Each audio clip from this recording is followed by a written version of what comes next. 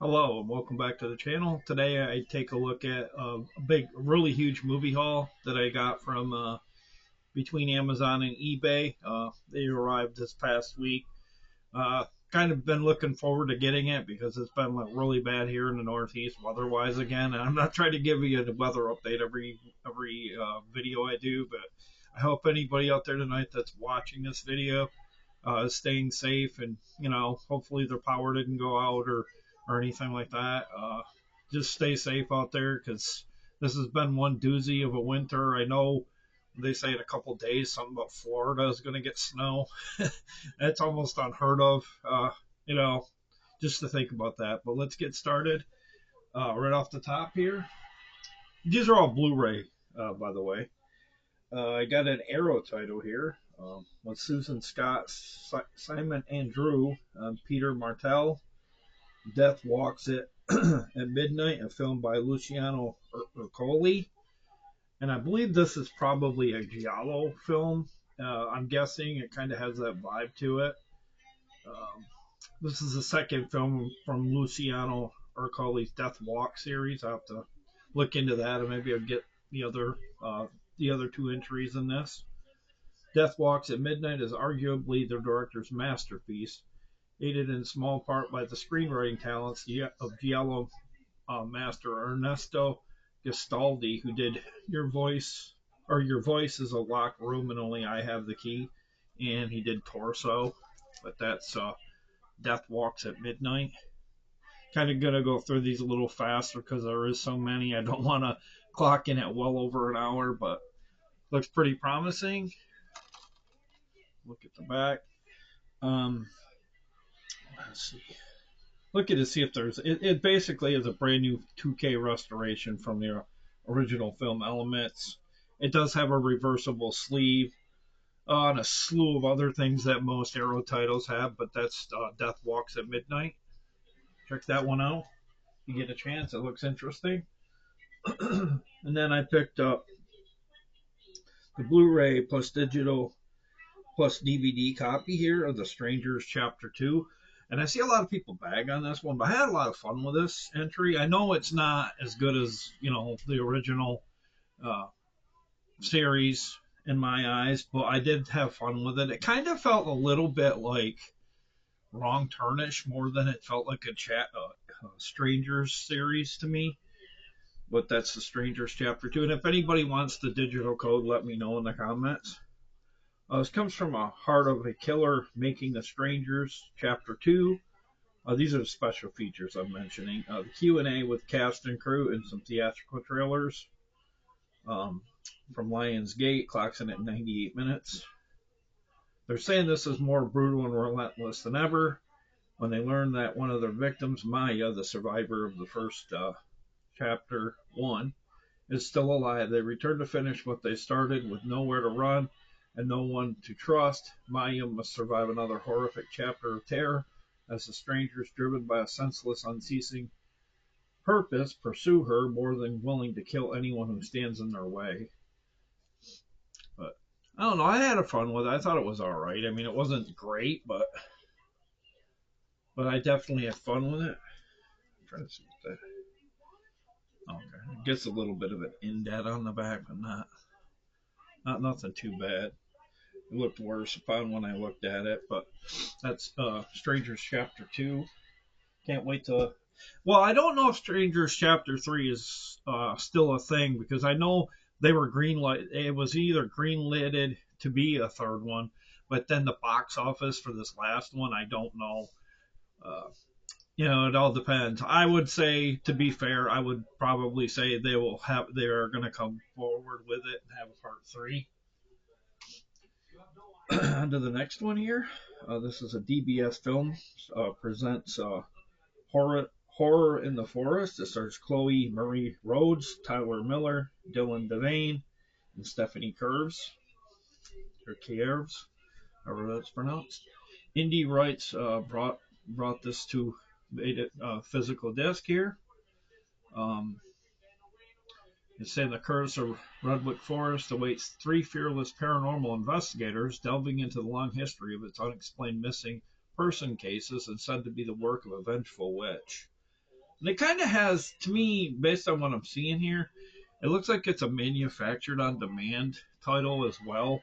Because usually an indication of that is when it has the, what's that Blu-ray disc uh, writing there. It just kind of has that vibe to it a little bit. And then on the back, it kind of looks like the stuff was kind of printed like not really professional. Like it felt like it was maybe just printed. It doesn't look like a typical store bought disc. Like from the major studios. But maybe that's indie rights, and this widescreen presented as well. But I'm totally getting like a manufactured on demand vibe to that one. And then I got from the producers of Get Out. It lives inside. Terrifying, morbidly beautiful. Captivating new spin on demonic horror, says Bloody Disgusting. PG-13. It came out 2023. Clock's in at 99 minutes. Sorry, I just got done eating some lunch here. I just finished the tuna sandwich. I get a little gassy from a couple sandwiches. I'm not trying to gross anybody out, but sometimes when you get acid reflux, sometimes things go south with certain foods. Basically, Sam is desperate to fit in at school, rejecting her Indian culture and family to be like everyone else. When a mythological demonic spirit latches onto her former best friend, she must come to terms with her heritage in order to defeat it. And I did watch this one. I had a lot of fun with this one too. It's really creepy at times, but I recommend you get a chance to see this, watch it. I think I might have seen it on Tubi. I might be wrong, but I'm pretty sure that's where I saw it. There's a look at the back. That's from the producers of Get Out, and it lives inside. On to the next one. And I'm sure everybody's probably seen this movie by now, but it's always been an old classic of mine. And this is a Blu-ray plus digital, I guess digital copy. It just says plus digital. I'm guessing maybe it has a digital copy running around. It's the original Blair Witch Project. It has a slew of special features. The Blair Witch Legacy, a theatrical teaser and trailer. This is Lionsgate presented, along with there are some scenes of color and black and white throughout in this movie. Obviously, 82 minutes. I'm not going to read what it's about, but it is put over big time by such people in the industry. Peter Travers calls it scary as hell. John Anderson calls it genuinely frightening. Chris, I can't read the. It's really, really small written. 𝙂𝙖𝙍𝙮 from Entertainment Weekly calls it one of the creepiest films since The Exorcist. Dennis Dermody says chills you right to the core. And Roger Ebert, the late great Roger Ebert, thumbs up, creative and innovative and ingenious. Or ingenious. I'm not sure. I'm not sure if that's how it's pronounced, but that's the way it looks like to me. But obviously, you know what the Blair Witch Project is. Still, I had to pick it up because I don't think I owned it on Blu-ray. I think I had the original, like maybe the first 2 or 3 on DVD, and I thought I'd upgrade. Here's a movie I got just recently. I really come out a year after The Exorcist, and yeah, it's obviously Exorcist. Like inspired. You could tell it kind of ripped it off in a way. But it's called Beyond the Door, and this is another Arrow title. It says Evil Grows Beyond the Door. And I think there might be 3 Beyond the Doors. I'm not sure. I just watched part 2 as well, and they're completely. I guess they're not even completely anything to do with each other. But yeah, I had fun with this one. This too has a reversible sleeve. This is region free. Clocks in at 108 minutes. Actually, I caught this one on YouTube. They have the first couple at least on YouTube that I know of, and that's where I caught the first 2 because I really didn't feel it popping the plastic off just to pop it in the Blu-ray. Because sometimes I get agitated if I'm watching, like if I'm on my computer, I have my TV over my backside and I'll kind of glance at it, but like I kind of lose interest. Whereas I'll just pop it on my, on my monitor here, and I'll watch it in front of me, and then I don't have to kind of keep looking over my shoulder. But I highly recommend this. It takes a little bit to get going in it in terms of like the exorcism stuff, but once it does, it really does a really good job. I watched a recent Exorcist movie last night. I think it was like a 2025 Exorcist film. And if it would have kept kind of going in the tone of the possession, I think it would have been a lot better. But then it had to start bringing Vikings and I don't know, like fighting with swords and that kind of stuff. And I don't know, it just seems like nobody can do a good Exorcist film since like, these early days, like that, like this era. It just seems like nobody really does a good job with Exorcist. I mean, they're sure there were some good ones like, what's that one? Courtroom one. I can't think of it. I'm blanking on it. It's like it has, I can't think of it. The lady who played in, um, Dexter played Deborah. Emily Emily something, The Haunting of something. I don't know. It's basically a case movie. Like they took it to court. You know what I mean? I'm blanking on it. I don't really want to drag the video down, but that's the Beyond the Door. Really glad I picked that one up. And like I said, a whole slew of extras on that one because that's typical of an Arrow title. I recommend you pick up. I highly recommend the Arrow titles. To be fair, they're kind of done the way you want your movie to be done. Like the extras and the whole point of putting something on physical media. I think Arrow goes above and beyond the Call of Duty in that regard. And then next up, I got a movie starring Arnold Schwarzenegger and Academy Award nominee Abigail Breslin. It's Maggie, and this was a Tribeca Film Festival award selection, I guess. One of the year's most audacious discoveries. Schwarzenegger is superb, and he really is. He's really good in this. This is a Blu-ray plus digital HD, I guess, code, or if it's an instant download, I'm not sure. But it has some special features. I'm not going to get into detail about this because I'm sure with this being so much older, I'm sure everybody knows what this one's about. It's out of 2014, clocks in at 95 minutes. And if I didn't mention, it has a little bit of special features, but it's a really good done, a very good zombie drama. And kind of like if you had a relative or someone in your family, if a zombie outbreak was real, you obviously it would be hard to want to kill somebody because they're your family member. And basically, he fights with the fact that he has to kind of keep an eye on her, that she doesn't go rampant and start killing people. But yeah, he wants to keep her alive because, it's his daughter. But yeah, really cool film. I highly recommend it. It's probably one of Schwarzenegger's better genre films, or, probably one of his better films all around. But that's Maggie. There's looking back. There's him holding the shotgun, getting ready at any time to put a bullet in her head if she does fully change or starts to jump at him or whatever. But yeah, I highly recommend that one. And here's one I think I seen it years ago, but it kind of got lost in the shuffle for me. It stars Drew Seeley, Shannon Woodward, Dave Franco, James Franco's younger brother, Katrina Bowden, from producer Happy Madison.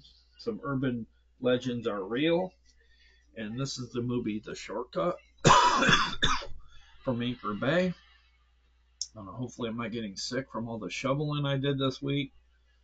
It's PG-13, clocks in at 85 minutes. Original and chilling, says Tom Becker from DVD Verdict. Just behind the grammar school and past the no trespassing sign is a shortcut through the woods that nobody dares to take. People in town still whisper about the creepy old guy who lives back there and the kids that disappeared near his home a long time ago. Now a group of high school seniors have decided to find out just what the shovel-wielding weirdo may be hiding, but even if they can uncover his shocking secret, they will survive what happens when the truth is finally unleashed. It's directed by Nicholas Goosen or Godson. I can't make out if that's a D or another O. Kind of hard to tell, but yeah, look really cool. Like I said, I think I might have watched this one a long time ago because this was way back. When did I say? I don't know if I did say. It's PG-13 on this, by the way. I'm not seeing a date for some reason. Okay, 2008. This is about 17, 18 years, 18 years, going on 18 years, because it'll obviously probably come out sometime middle of the year or so. Wouldn't imagine the first quarter of the year, but that's a shortcut. Very happy to get that. And here's a double feature. Um, I don't know if you remember back in the day after Dark Horror Fest when they kind of run those festival like mini festivals out of the cinema. But this is a double feature. The first feature in the set is The Graves. And the other double feature is Zombies of Mass Destruction. Destruction. The Graves, it says sometimes death is the least of your problems, and zombies of mass destruction. They're just like you, only dead. See that too good? Apologize about the glare. Both rated R titles. One from Mischief Maker and the other one from Typecast Pictures. The first one here, The Graves, is after being lured into a mysterious mining town, two sisters must unleash their most primitive instincts to battle unspeakable horrors, both human and supernatural. So in this one, the first one from 2010, The Graves, is basically a supernatural title. And it does have a lot of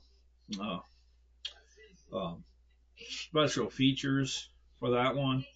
While the Zombies of Mass Destruction, the second title, is a very limited amount. That's from 2009. Clocks in at 89 minutes, while The Graves clocks in at 88 minutes. But yeah, I thought I'd pick it up. Good double feature. Kind of, it kind of does take you to that cinema, the drive-in cinema, the what do they call it? The grindhouse kind of thing, like the double feature, kind of like probably, you could kind of treat it like a little bit of. I mean, obviously picture quality is not going to be like grindhouse like, but to have double feature, I kind of go to watch one and then watch the second one. Maybe sometime I'll pop them in. Just kind of, I'm on a bored frame of mind. Maybe watch the double feature here, but kind of remember them a little bit back in the day, but they were popping out these after Dark Horror Fest like every year for like 4 or 5 years, and like each year you could tell the quality was kind of dwindling, and like obviously it went the way more. I think like maybe if they ended it, I think it like maybe possibly started going directly to video and bypass the theaters. But really happy to pick that up. Here's one I don't know if anybody out there tonight's heard of. It's very, what are they, like Godzilla, like, if you will. The best outright monster shocker since King Kong, says the New York Times. Good sci-fi story, exciting special effects, says Leonard Maltin. It's from MGM, or Metro Goldwyn Mayer, or MGM, is the film Gorgo. Thought I'd pick it up. I kind of like these big monsters run amok. It's from 1961. Clocks in at 77 minutes. Like nothing you've ever seen before. Starring Bill Travers, William Sylvester, Vincent Winter, Christopher Rhodes, Joseph O'Connor, Bruce Seton, Martin Benson, and it was directed by Eugene Laurie. Basically, a volcanic eruption in the North Atlantic brings to the surface a 65-foot prehistoric monster. Two treasure divers capture the creature and take him to London, making him the star attraction of the acclaimed Dorking Circus. A scientist is thoughtful enough to point out the sailor's bonanza is only an infant, that a full-grown specimen would be over 200 feet in height. Sure enough, Gorgo's gargantuan mama comes thundering ashore, reclaiming her offspring and heading back to sea, but not before she trashes a generous portion of London. So think Godzilla in London, only this is Gorgo in London. So that's pretty much what you're going to get with this one. Sounds really cool. I thought I'd pick it up. Kind of caught my eye. Like I said, I like these big creatures run amok kind of films. And the stuff like this that kind of got the horror industry going in the 40s and 50s and 60s and whatnot. But here's a film I caught a while ago, around the holiday season, as in a matter of fact. I had a lot of fun with this one. This one still sticks with me to this day, just because, like, I took the family to see it, and I don't know, just really good times. It's a new classic, clever, creepy, and fun. It's a movie here called Krampus. Yes, and I'm talking about the Krampus that everyone's probably thinking of. It's Blu-ray plus DVD plus digital HD. And here's a look at the cover, and I think that kind of gives it away that it's indeed that Krampus you're thinking of. It's PG-13, clocks in at an hour and 38 minutes. This and the reboot of Black Christmas being holiday films, these are like, there's like, I think I have like a top 3 or 4 or possibly 5 holiday films that I've seen that were like Christmas based that stick with me. This was one of them. Krampus, the reboot of that was a 2006 reboot, was it, of Black Christmas or whatever. That was another one that stuck with me. I'm sure there's a few other ones that I'm leaving off, but those two really stick out in my mind. Has a little bit of bonus features and some Blu-ray exclusives on this one, but I really like this, and I'm not going to go into reading this either because I'm pretty sure, and this is from Legendary and Universal Pictures. But I'm really happy I picked this up because I'm not sure if I picked this up in the Dollar Tree wave. I know it was circulating, but I don't know. We will make America great again. We will make America great again. Okay, back to our regularly scheduled program now.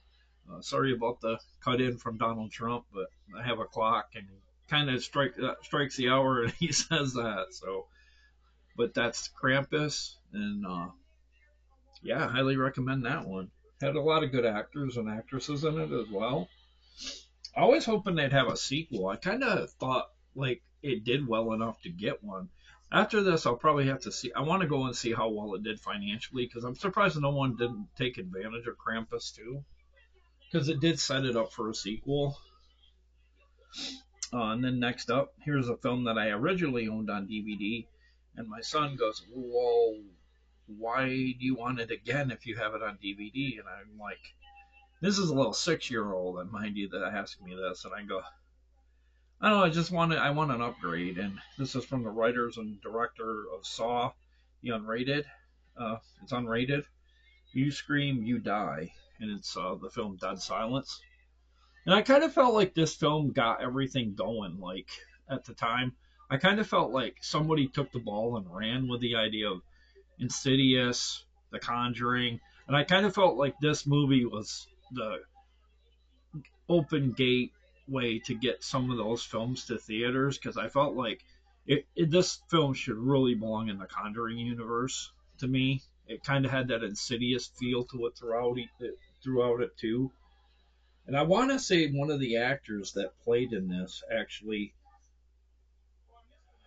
one of the actors I think that played in this, I want to say maybe, boy, I would almost swear that one of the actors in this played in The Conjuring.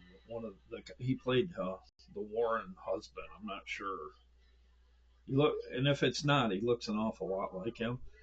But this has a little bit of bonus features in it as well. It's from Universal, and it clocks in at an hour and 32 minutes. And that's Dead Silence.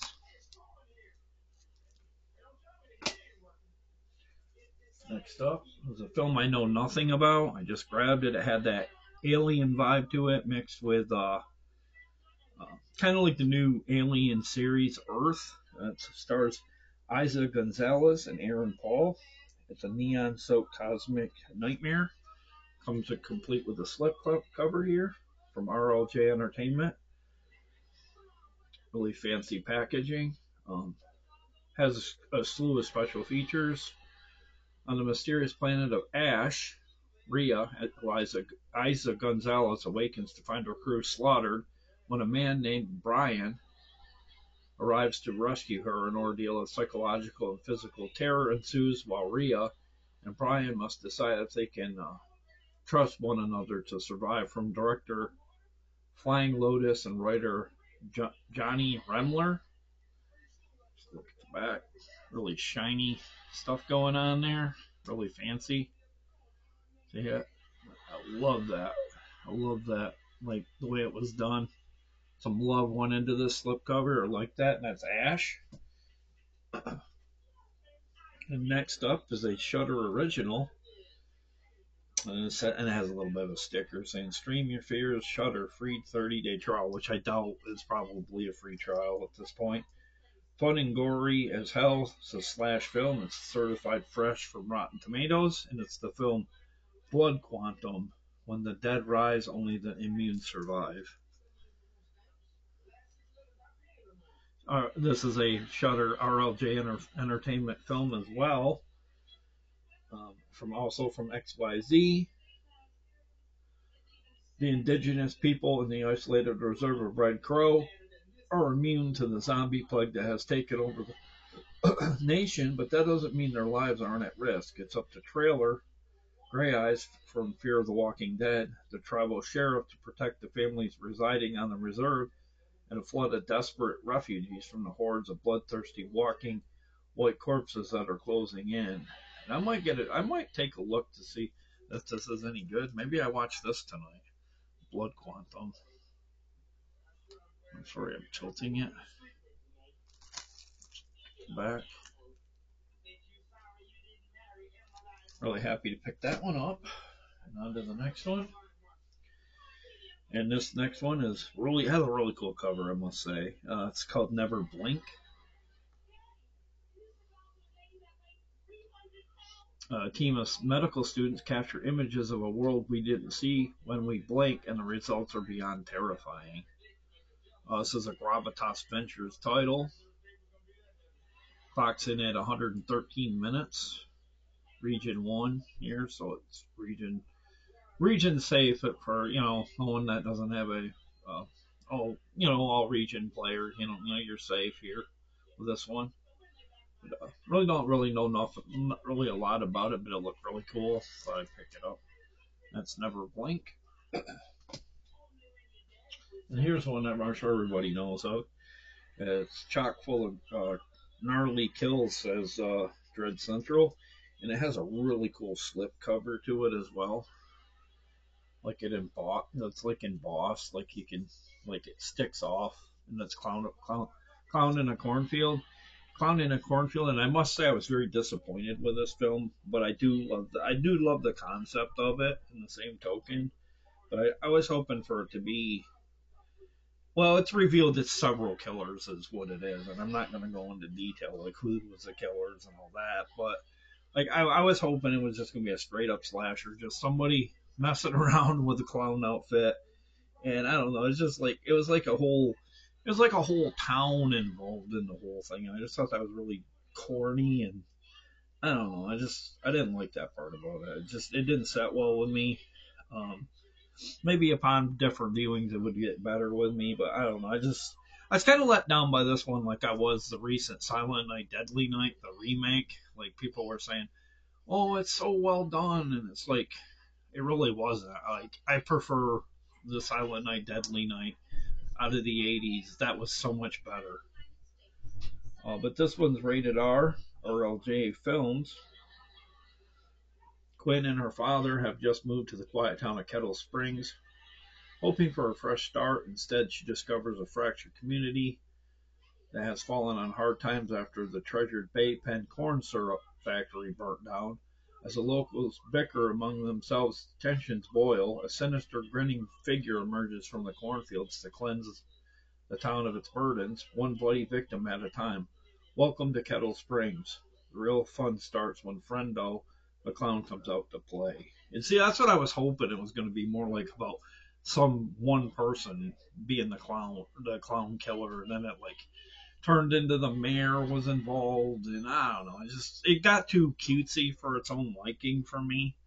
I just wish it would have been a straight up, kind of like more like Scream or Friday the 13th, where they had a goal, one person, and they wanted to wipe out people that were like a threat to them or whatever. Kind of like Valentine or something like.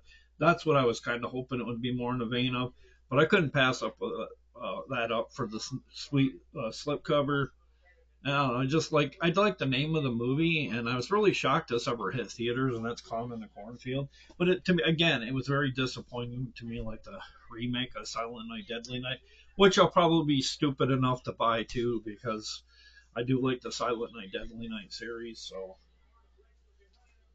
on to the next one, and I kind of get past the one. It's not one of my favorite ones that I did pick up in the stack, as it's whatever.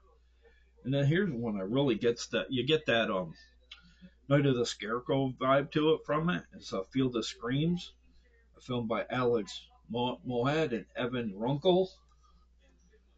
Really cool cover. And this one feels very much like, yeah, this is a gravitas, but it kind of feels like it might be a manufactured on demand one as well.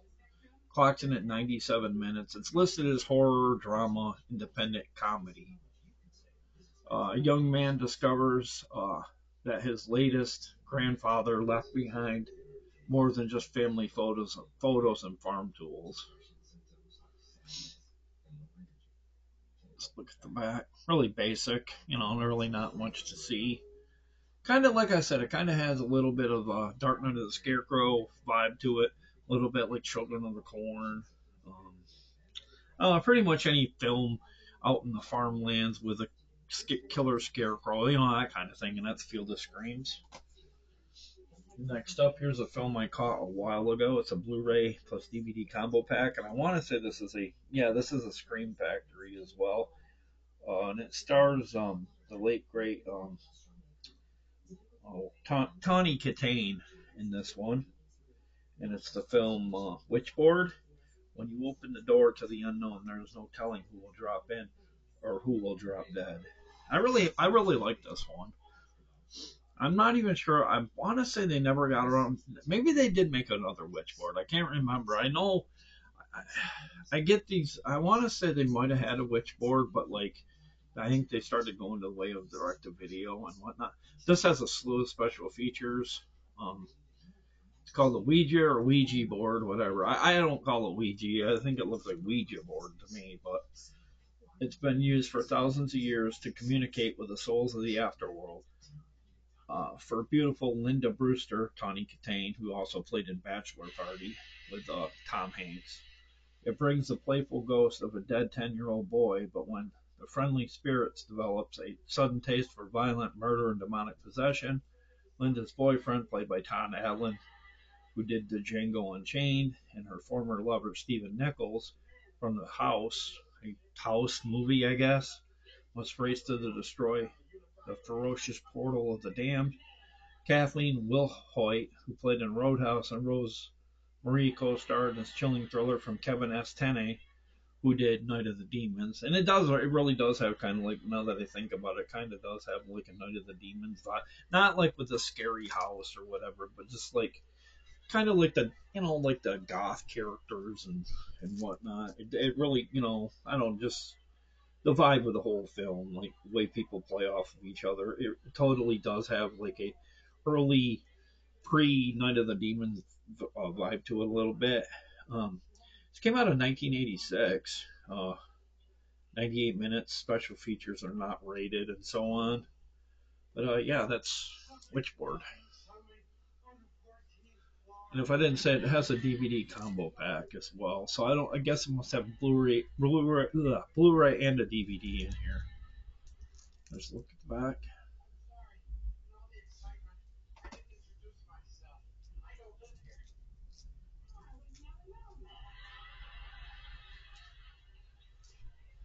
And then next up, I got the movie here. Really cool film. It's Late Night with the Devil. Absolutely brilliant. I couldn't take my eyes off of it. Says Stephen King. I have to agree with Stephen here. It was a really creepy.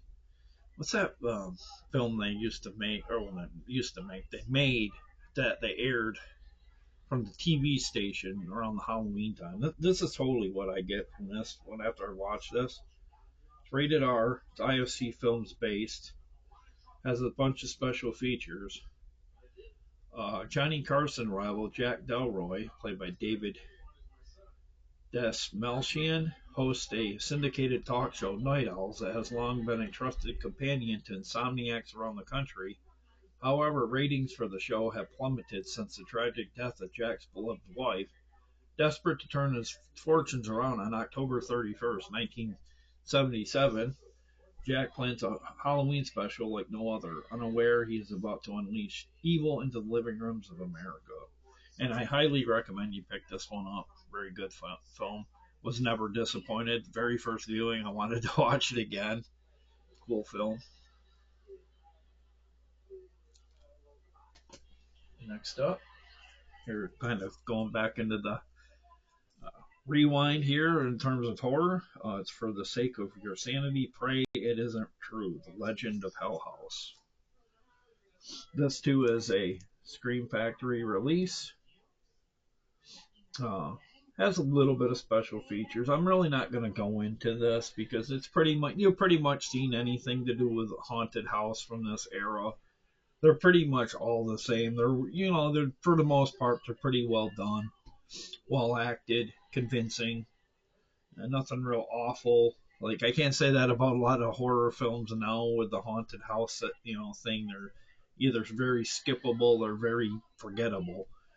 This came out from 1973 and clocks in at around 95 minutes. I didn't even realize I picked up a couple Scream Factories in today's video. And there's that. Really cool looking film. And this I really like too. Really surprised that kept blinking at her name.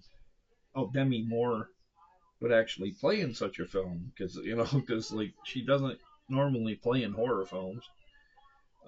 She did play in was it the Ninth Gate, or was it, I can't remember, something like that. No, The Unholy, I think it was. But she really isn't known for playing in these like horror type films. But this was a 5 Golden Globe Award winning. She won for Best Actress. Yeah, it was nominated for 5 Academy Award nominations for Best Picture, Best Director, Best Original Screenplay, and Best Actress. And that's the movie Substance, a film by Coralie Farragut. I'm not sure how to pronounce that. Got a little bit of a scuffed up slipcover. That's why I'm not big on these things, because like obviously Amazon and places don't really give a shit about how they send you stuff, and I'm not trying to go on a tangent here, but I get a little frustrated with that. I don't know if you can see her back. It's kind of scraped right there. See, kind of scraped up a little bit, but man, it's like wow. I swear places don't check their stock when they send it out. This clocks in at 141 minutes. Region A, rated R. Yeah, I could have got it replaced, but at the end of the day, it's the slipcover. It's not like it's the physical thing that you actually have to watch, But so I'm not really big on it. I'm not going to read this one either, just because it's pretty basic. I mean, these newer films, I think, tend to get watched more often than, say, a lot of the 70s and 80s ones. Like, a lot, because of their availability of going to the theater, whereas the 70, 80 ones, you can easily catch on Tubi, more or less. But, yeah, that's The Substance. I did like this film. It's kind of skin crawlish in a way, too, because of the skin hopping and all that. But there's a look at the back. That one's rated R. Really like that one. And here's one I caught at the drive-in. I think I went to actually seen this 2 or 3 times at the drive-in, because the times we would go, it would be the second double feature with the first film we'd see. And like, the first week we seen it as a main feature. They had another horror film playing with it. And then we went the following week, and we didn't like what was playing in the other screen, so we stayed with this one, and they had another double feature. But this is the collector's edition of Stephen King's Sleepwalkers. They feast on your fear, and it's dinner time. That's Sleepwalkers. Again, another Scream Factory, and that's like 3 in this video, and I knew I had at least one, but I didn't know I had several. Has quite a few special features. And again, I'm not going to read this one. Pretty much, it's this species. They don't like cats, and cats don't like them. And these cats like hang out in front of their house because they're like a rival creature, if you will, in the animal kingdom kind of thing. And they kind of hide out. The mother and son hide out in their house, and they don't want people knowing about their secret. And then the son falls. He has this really weird fascination, almost like a, what do you want to call it, incestual relationship with his mother to keep the species like alive and thriving. And it's just really, it's creepy, weird, and it's kind of gross in the same token. But what it is Ryan Cross, who stars in this, along with Mad Chick Amick and Alice Creech, who also plays in the Silent Hill movie. She played the evil lady in Silent Hill that was all behind all the fire and all that stuff. Basically, it stars, a character named Tanya and Charles, who's in love with Tanya, and the mother gets super jealous, and she feels like he's going to leave her alone, and I don't know, they're both going to die out, that kind of thing because of their species. And I don't know, I'm not going to lie, it's a really bizarre Stephen King film. It's good in the same token, but it's kind of like not, it's kind of like almost like your Tommy Knockers, like kind of weird, like it's not Alien, like things like that, like like how Tommy Knockers was kind of like these creatures too, but it was like in the tone of that, and I kind of get the vibe that was what they were going for, the Sleepwalkers here. If you like cats, there's a scene in this. You're not gonna lie, you're gonna get really offended about when Mark Hamill finds all these hung cats from a tree with like ropes around their neck. It's a really intense scene. I know it was a really intense part of the movie for me to get through, but yeah, I really love this film though. It was such a fun film. Like it deserves several repeat viewings just for some of the stuff that goes on in it. But the only thing I will say is really cringy is the incestual stuff going on. It's like like really gross. But that's Sleepwalkers. On to the next one. This is from the executive producers of The Ring and The Grudge, Jesse Bradford and Amelia Warner. Dripping with tension, says Dread Central.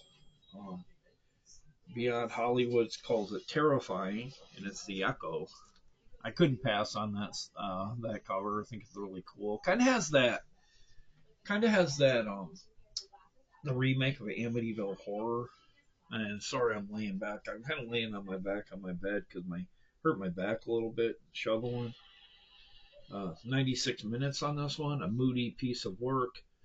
Fear and paranoia seep from every wall in this tense and creepy psychological thriller from the producers of The Ring and Dark Water. Jesse Bradford, who played in Flags of Our Fathers and Bring It On, is Bobby Walker, fresh out of prison and living in his dead mother's apartment as a condition of his parole.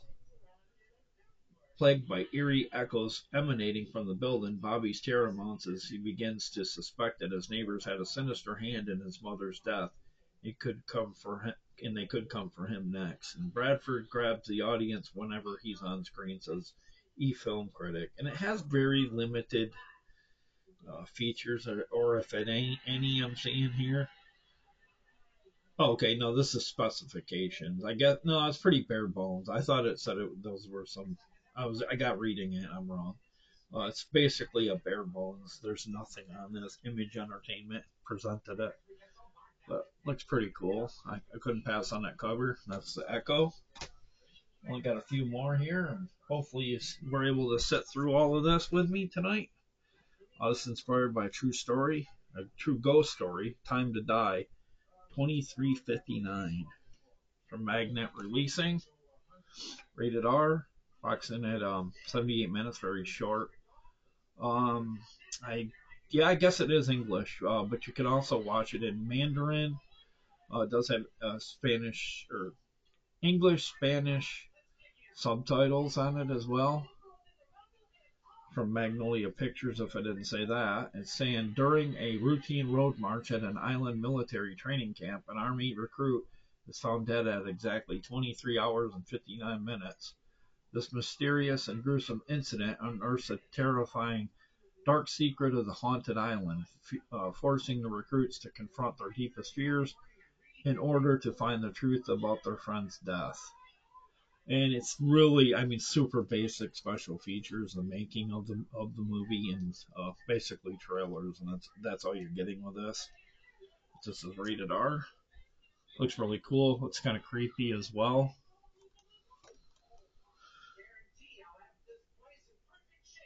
Sorry about the glare, and I think that might be making it worse. Okay, that's 23 hours and 59 minutes, I guess, because, you know, it's military time. So that's why I'm saying it that way. Next up, here's another movie that's very cringy and apart. I've seen this back in the early days. I want to say I either first saw it when we had, what were those, like, disc players, you know, like you flip one side. It wasn't like a compact disc player. It was, or, you know, like the, what am I thinking of? Can't think what. They're basically compact disc players, but like you take the movie, you put the A side in with it face up, then it would say, it'd pop back out that you please flip me or whatever, turn over, and then you'd flip that side over, put the second side in.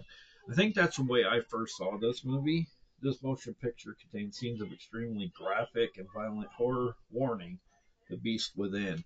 There's a scene that, like I said, there's a really cringy scene in here with an alien raping a lady. And that, to me, I don't know, seeing it so early, and this is a 𝙂𝙖𝙍𝙍𝙍𝙍 title as well. It has quite a few special features from 1982, clocks in at 98 minutes. And like I said, like that part is like really cringy. Just the idea of an alien creature landing on Earth, and it wants to what do they call it? What's the word I want to use? I'm blanking on the name. I don't know. You know what I mean? Like he wants to get her impregnated. That's the word I'm trying to look for, and I can't think of what it's called. I don't know if he needs, women DNA to create a new race, or their race is dying. I never really understood it. It was kind of really creepy. A teenager experiences growing pains of a most unusual sort in this unforgettable excursion into 1980s blood horror. Teenager Michael McCleary, Paul Clemens, spawn of an unholy union between a woman and a swamp beast, that's what it was, is on the brink of manhood. As the inherited evil in his blood gnaws at his soul, Michael must return to the swamp I guess it's a swamp creature. I don't know why I thought it was an alien. Maybe I don't know. Maybe I'm confusing it with Extro. Maybe Extro is the one I'm thinking of. But it really stuck, just the idea of a swamp creature mating with a, human female. It's just kind of cringy and yucky at the same time. It has inherited evil in his blood gnaws at his soul. Michael must return to the swamp to uncover the disturbing identity of his father before his unnatural tendencies force him to feed on the locals.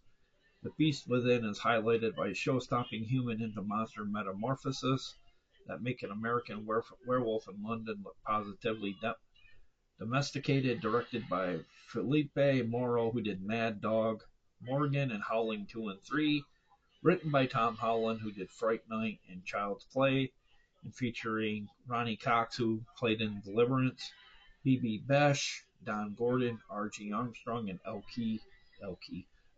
Jones. And again, I mentioned this was a 𝙂𝙖𝙍𝙍𝙍 title. They kind of bent the slipcover, which is really stupid. I don't know why they put plastic over these, because that's what's going to happen. You're going to bend. I don't know if you can see. It's kind of warped the packaging a little bit. They kind of made it lopsided too, because they don't think that you shrink wrap something like this, it's gonna make the slipcover malformed. And I don't know. It's just, again, it's more It's more Amazon bullshit, you know, and not just Amazon, but eBay will do it too. And it's like, I get it, you want to preserve the cover, but then in the meantime, you're crushing the cardboard for the slip, and it's like, you know, it makes no sense, and especially with it being such an illustrious title like from Kino Lorber, because you know they're normally kind of pricey. You'd think they put a little bit more love and care into that, but that's the beast within. And I'm not bagging on these companies I buy from, but like it's the same token, you know, this stuff isn't cheap that they're sending us. It's not like I'm getting review copies and it's just like they don't care how they turn out or something. But like this, it's like, you know, I don't know. I just, where's the love in the way you send? You know, I think I spent like $350 like on this haul, and it's like there's no love. And here's our Kino Lorber too, and it kind of didn't quite get as bad as that one, but again, more cramming with plastic that it would have been better served just letting it run free, you know. But next up is Deep Star 6, a Sean S. Cunningham film. Not all aliens come from space, and I remember this heavily, and this has a slew of special features. I felt like everybody during this era was coming out with an underwater movie about creatures and stuff like Leviathan, The Abyss, and this, and then they come out with Below, and I don't know, it just seemed like everybody wanted to do their perfect version of an undersea kingdom kind of thing. And what intrigued me about this was the grandfather of Friday the 13th, and Jason Voorhees was behind this one. And this has a really good, a good amount of characters in it too. You know, character actors and stuff. As Taurine Black, who played in Hill Street Blues, Nancy Everhard played in The Punisher, Greg Evigan, who played in BJ and the Bear, Miguel Ferreira, the late great Miguel Ferreira, who played in RoboCop, Matt McCoy played in Handle Rocks a Cradle and played kind of like the new Mahoney in the Police Academy films as well. It had Nia Peoples. It had Cindy Pickett from Ferris Bueller's Day Off. Had Marius Wires from Gods Must Be Crazy. I mean, they really did a really good job of casting this film. It kind of felt like if you took Alien and stuck it underwater, this is pretty much how this film was. And I had a good experience with watching this at the theater.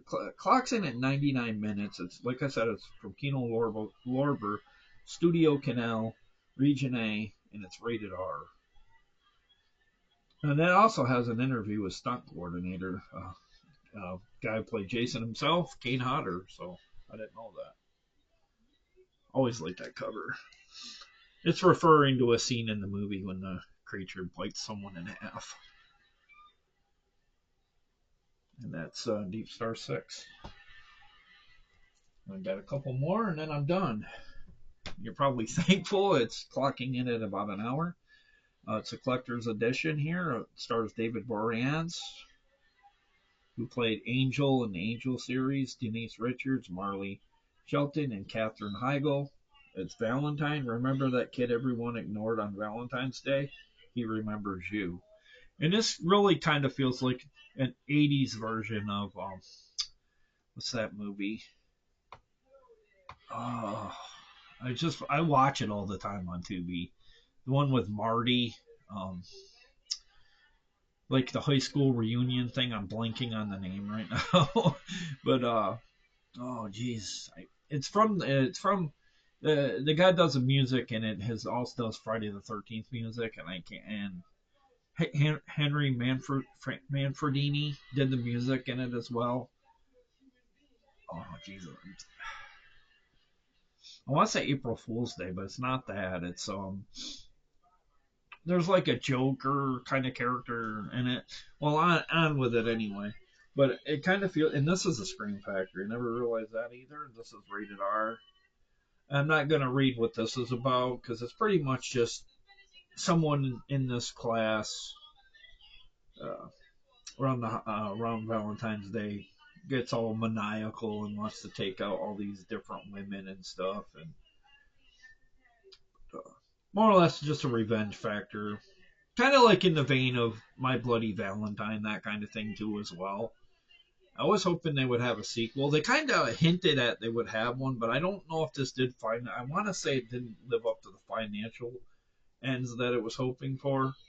I had such appearances from Katherine Heigl from Grey's Anatomy, Marley Shelton from Scream 4 and Planet Terror, uh, Denise Richards from Starship Troopers, and so on. But yeah, really good film. Highly recommend you pick that one up, especially with Valentine's right around the corner. It'd be perfect film to pop in, watch a double feature of My Bloody Valentine.